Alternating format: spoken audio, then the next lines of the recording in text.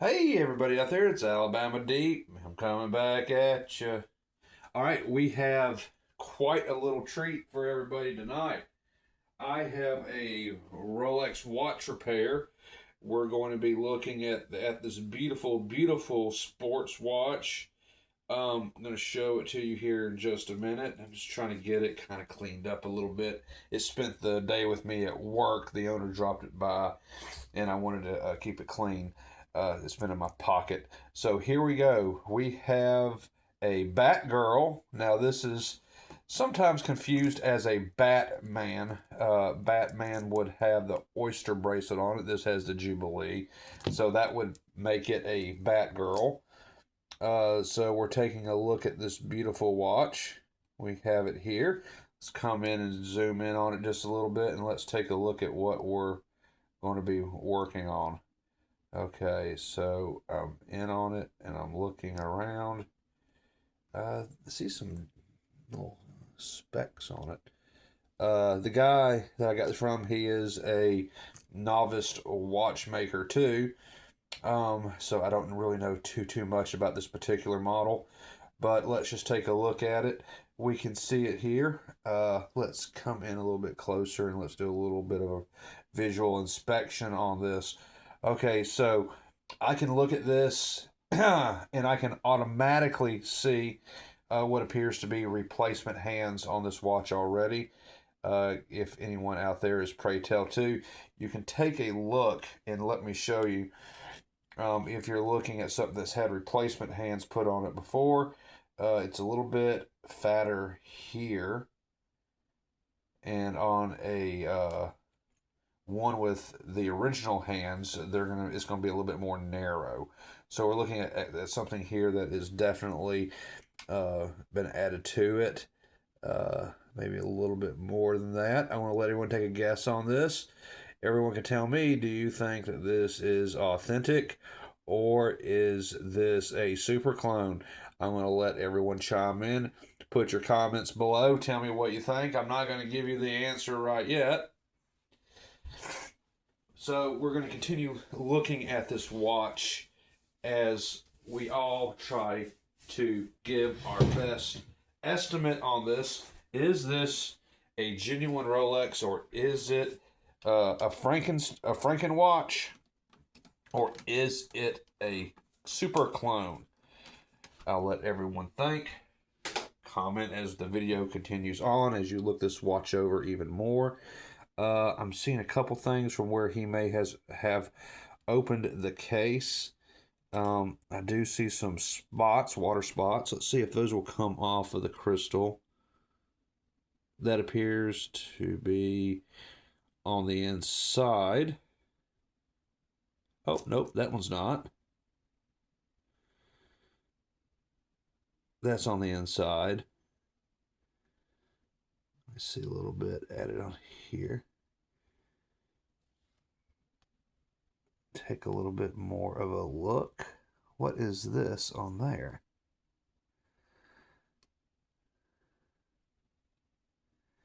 Looks like there is a tiny ribbon on the inside. Does everyone see that? Is that me or is that a tiny ribbon? That looks like a tiny ribbon on the inside here, on the hands. This tell me this has been opened before. Now it's okay. As novice watchmakers, we will all make those mistakes where we think we got everything out, and of course we did not. Nothing to be ashamed of. We have all done it, and all will continue to do it. So we'll do a little bit of possible work on this. I can show you on mine right here. You can definitely look at the bottom of where the T-Swiss is. There's a little bit of paint missing. And on mine, even the hands, this is a vintage watch, but the hands are brand new. And as you can see that there are some marks on mine, and there might be a hair somewhere, although I don't see it, but I thought I had a hair. But nonetheless, none of our watches are going to be picture perfect like Rolex's. But okay, so this one definitely has a high beat movement. I have not seen the movement myself. Judging by the way the hand is going around, and we can definitely see that. Uh,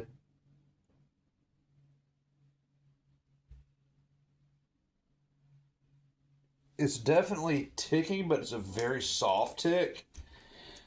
So this is telling. Wait, is that the hair again?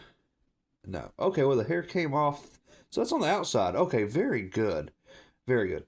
So it has a very soft tick. Now, of course, you know that this one will not glide uh, in actuality, unlike one of the Seiko movements where it does because it has a higher beat rate. This one does not, but we can look at mine. Even mine does tick as well.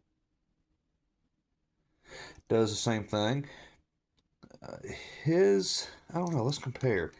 Let's come on out and let's compare ticks. Let's see what type of movement we're working with here.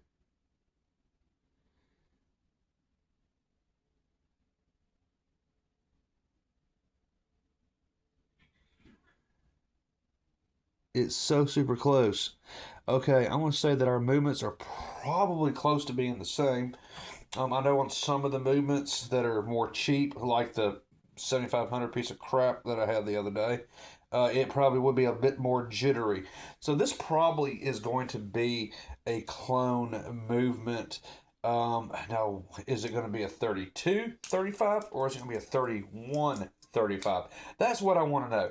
Now, he's telling me that he's having issues with it. He was carrying some subwoofers around. I know we all know subwoofers. Subwoofers have magnets, and his watch was going crazy. So we're going to try. We're going to try to demagnetize this. I'm thinking, first things first. That's automatically what I'm thinking.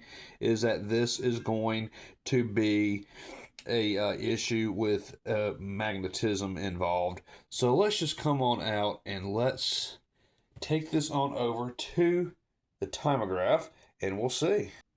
Okay, and here we go. We're going to go ahead and put it onto the Timegraph and let's see what this watch is actually doing. Oh, whoa! Oh, okay. Wow, that's just kind of all over the place.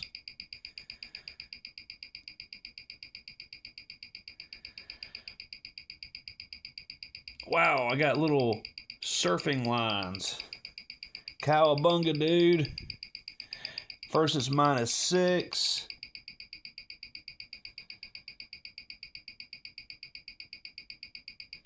Beat error 3.2. Whoa, -3. Okay, and it should not have an amplitude that low of 140. That's telling me that there is something going out. It's +29. Yeah, I'm thinking this bad boy got magnetized. That's exactly what I'm thinking. I'm taking my watch off of this because mine's healthy. I do not want it to be hit by the magnet. So give me 1 second here. I'm going to take it on off the Timegraph. Okay, we have it off, and we're going to go ahead and undo the bracelet on this. Okay, coming back over. So we're going to go ahead. We're going to take one of the pins out of this bracelet, and we're going to go ahead and open it up. So I do have the screws right here. Let me find a screwdriver that's going to be perfect for this. And I need to look just a little bit as I look and breathe. Oh, that's very loose. That should not be anywhere near that loose. I'll go ahead and say it. We need to put a little bit of Loctite on this. I do see a lot of arm cheese coming out. This has been a heavily worn watch, I can tell. Ew. See how the arm cheese coming out of it? So we might do a little bit more to it. It's amazing how many skin cells we lose in a day. And yeah, it's just amazing. Okay, so we got that screw out pretty well. Ooh, arm cheese. Arm cheese is delicious. Not really. Okay, so I got the pin out. I'm gonna open this up. I'm curious. What do we have on the inside of this bad boy? It's a bad boy. Batgirl. Okay. Do up, da ba. Let's open you up. The back is very loose. We do not need a loose back. We need to ensure that this case back is tight as it can be when it leaves this bench tonight. I'm not going to put on any finger cots just yet because I just want to take a look at the inside. Okay, this would be, there's not even is there a gasket? Yeah, there is. All right, so this is going to be a 3238. Of course, it's GMT. I forgot about that. It looks so much like a Submariner. Huh. Okay, so let's come in and we can take a look at this movement and appreciate it a little bit more. This is a copy of a 3285.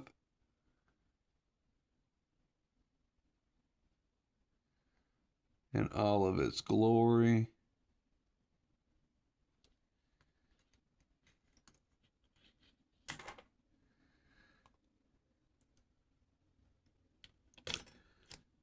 Gasket is off. Okay. What does everyone think about that? That looks pretty nice. Can't really say too much more about it. It does look pretty.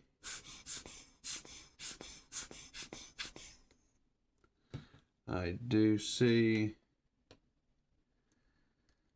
Let's come in here. Let's take a look at the balance on it.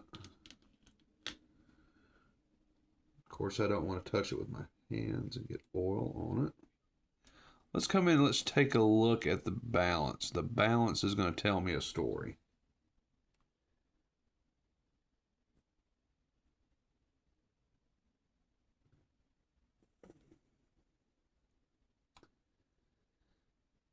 That balance looks kind of funky to me.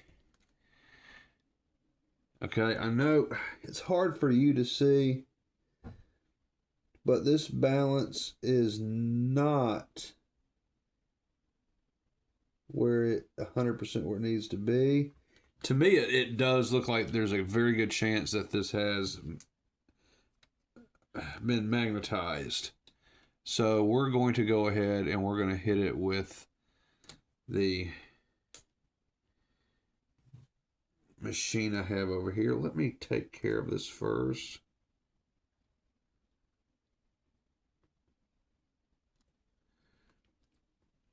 I see a little bit of funkiness here.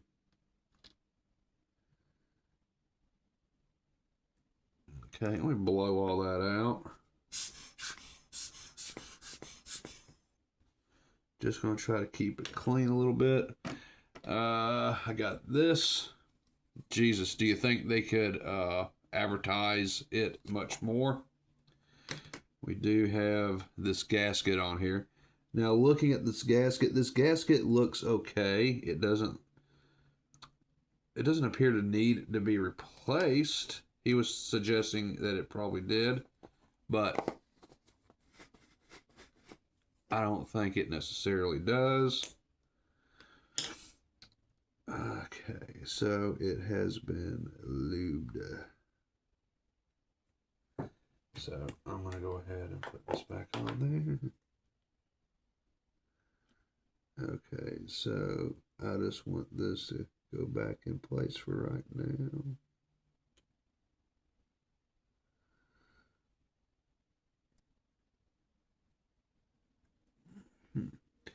Okay, that's back on.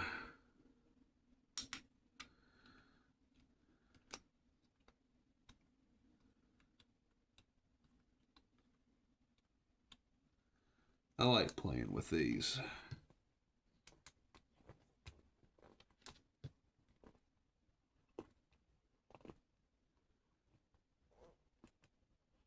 That's good enough for right now. All right, so we're going to hit it with the little magnetic machine over here. Demag. I don't know what you want to call it.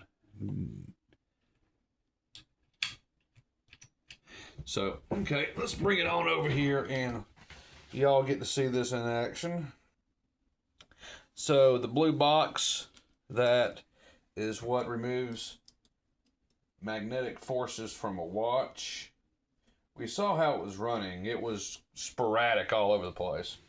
So, let's go ahead and let's do it. Okay. Did it once. Let's do it one more time and let's see what happens to it. Did it again. Okay. So just as simple as that. Let's just see what the machine now says.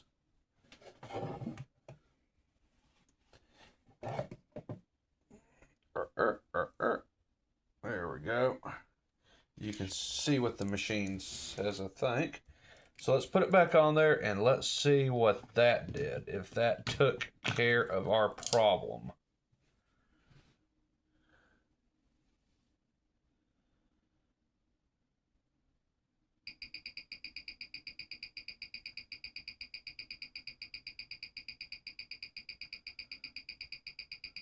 This isn't good.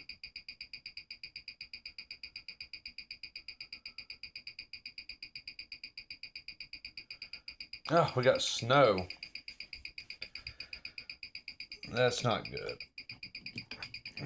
So now it's acting more sporadic. I'm going to hit it with the machine one more time.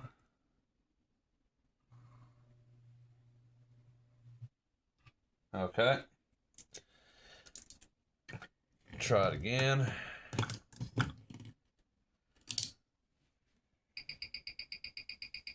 Oh, here we go.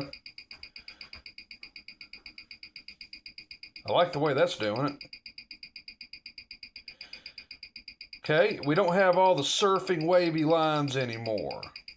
Amplitude is up to 222. Woohoo. Beat air is still way off. Plus 35 seconds for a day. Let's see if that changes anymore. Yep, this is a clear case of it has been magnetized. And we're fixing it here now in Alabama Deep's workbench. The watch room. Let's see. Oh yeah, well the beat air definitely sucks on this. Okay. Question is it still magnetized? Well, it seems to be going in somewhat of a straight line. And it's plus 14 seconds now. Amplitude is way up. Remember, it was only about, what, 150? Which I'm going to say that's half the power it should actually have. Only half the power. So when it was magnetized to full strength, when he was carrying around those subwoofers, 30-inch subwoofers, whatever they were, those big old magnets, that hit this movement on this beautiful, beautiful watch. And magnetized the hairspring on it, among other things, and parts started sticking together, and that slowed down the rate of the watch with the amplitude, caused it to run fast and slow, everything else. So, okay, we got an improvement, plus 10 seconds a day, amplitude 207. Don't like the beat error. We're gonna hit it with the demagnetizer a few more times And we're going to see, oh, amplitude's coming down some more, 191, but that's still better than what it was. And it's no longer cowabunga surfing time. It's not white snow either, but it's improving, I think. So I think I need to hit it just a little bit more. So I'm going to go ahead and do that. Plus 7 seconds per day, amplitude 188. Let's just hit it once or twice more. We will get this right. Okay. Okay, we just did it one more time. Let's come back over and put it back onto the timegraph. Let's see what it says now.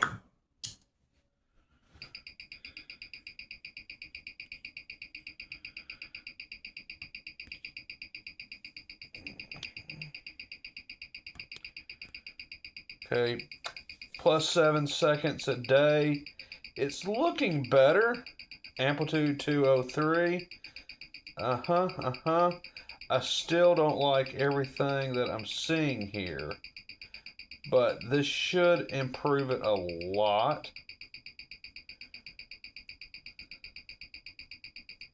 Now, I know we're dealing with a clone, but nonetheless, clones normally should run pretty well. I don't like the beat error on this, and it does have its power back. Now it's at 0 seconds a day. Beat error 4.6. Okay, so it's going to keep better time for them. I can already see that. But I'm not fully satisfied with everything it's doing. So we're going to go ahead and take a break right now. We're at 22 minutes. And we're going to come back and we're going to see what else we can do to this lovely little Batgirl and see if we cannot get it back to working condition to his satisfaction.